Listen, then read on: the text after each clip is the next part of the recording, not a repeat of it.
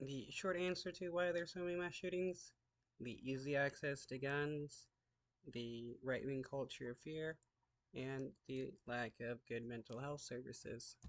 The outlet mall near Dallas. We start hearing rock, rock, rock.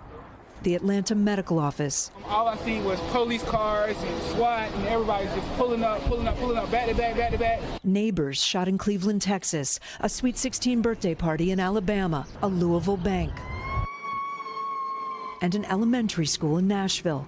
How are our children still dying, and why are we failing them? The Gun Violence Archive counts more mass shootings so far this year than days, 199. That includes any shooting with at least 4 victims, not including a shooter. I've been studying this for 40 years, and I've never seen a year like this. Criminology professor James Fox oversees a database at Northeastern University that keeps track of deadly mass shootings. Yeah, and 199 mass shootings is an extreme amount. We have like similar numbers to nations that are like in civil war and stuff. Why are we seeing so many mass killings this year? Well, we have several factors. We have many more guns in the hands of Americans. There's been a large increase in gun sales since COVID. And because of COVID, many Americans are suffering economically and emotionally. And this country is quite divided. People are angry, and they're taking it out on innocent strangers. Texas Governor Greg Abbott is a strong supporter of gun owners. Today, he said the long-term solution is to address mental health. There has been a dramatic increase in the amount of anger and violence that's taking place in America.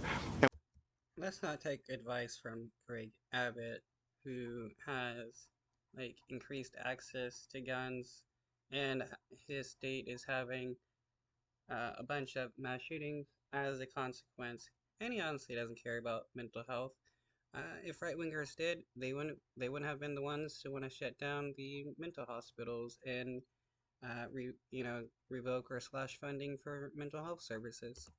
And what Texas is doing in a big-time way, we are working to address that anger and violence by going to its root cause, which is addressing the mental health problems behind it. Josh Horwitz is co-director of the Johns Hopkins Center for Gun Violence Solutions. Is it a combination of factors, including access to guns, but also including mental health?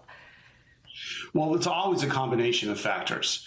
Other countries have mental illness, other countries have video games, but we have unprecedented access to firearms. So you take the combination of those risk factors and you layer on all these weapons, all these new guns, high-capacity magazines, AR-15 assault weapons, and you have the disaster that we're seeing right now in the United States. Some states are making changes. Governors in Colorado and Washington state signed major reforms on gun ownership last month. But in Washington, D.C., a chronic impasse. I have gone the full extent of my executive authority to do on my own anything about guns. NBC's Yamiche Alcindor covers Washington. The president said it's up to Congress to act. Is that likely to happen? While last year President Biden helped pass some substantial bipartisan gun legislation, he's repeatedly urged Congress to do more, including banning assault weapons. But it's unlikely that Republicans who control the House will agree to that restriction or any further changes to gun laws. For communities torn apart by gun violence like Allen, Texas, a fear nothing will change. We just go through this over and over, and nothing gets done.